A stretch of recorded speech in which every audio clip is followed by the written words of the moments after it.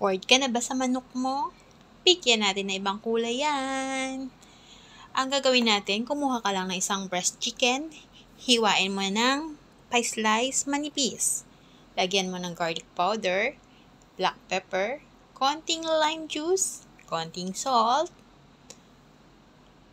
Look, ganyan siya kanipis dapat. Ayan.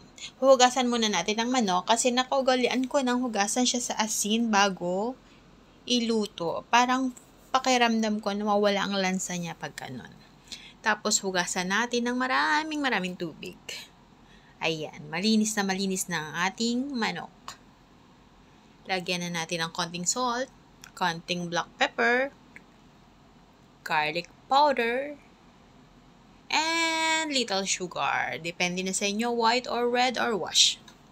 Saka konting lime juice. Ang citric acid po kasi nakakapagpalambot yan ng karne. I-mash natin siyang mabuti. Ayan. Tapos iwanan lang natin siya at least 30 minutes bago i-fry.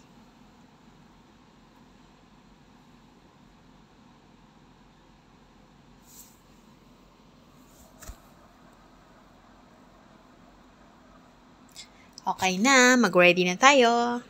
Mas maganda kung gagamit kayo ng ganitong pan. Ano nga tawag dito? Non-stick pan. Tapos ilagay nyo siya isa-isa. Hindi dapat siya patong-patong para maganda yung color niya later. Hindi mo kailangan i-deep fry. Naparami lang yung lagay ko ng mantika dyan, pero dapat konti lang eh. Ayan.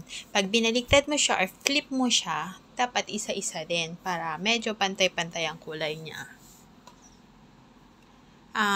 Para maalis ang umay mo, if ever meron ka naman sa bahay, pwede mo na ring lagyan ng cashew nuts or any nuts. Plus, mag-half cook ka ng onion.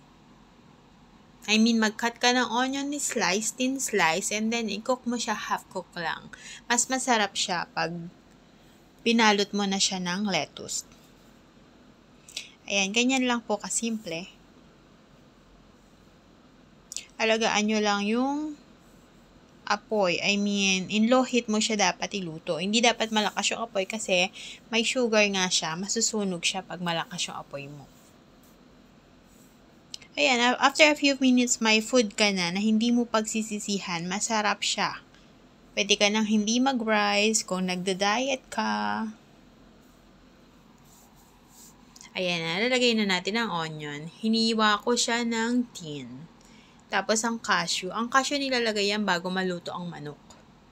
Para hindi siya sunog. Pag nilagay mo siya ng masyadong maaga, magbaburn siya kasama ng sugar. Kaya dapat bago maluto yung manok. Ayan, okay na siya. Alisin nyo yung oil ha. Ayan na, ready na. Yummy. Kainan time. Super sarap siya. Ayan, may dumi. Kailangan nating punasan. Yes.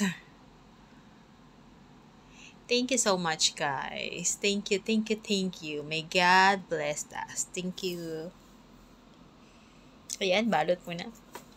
At atin ang tikman. Favorite ko to. Pag nauumay na ako sa mga ulam dito, ganito ang ginagawa ko. Tapos hindi na ako nag-rice. Ayan, ang sarap. Thank you so much.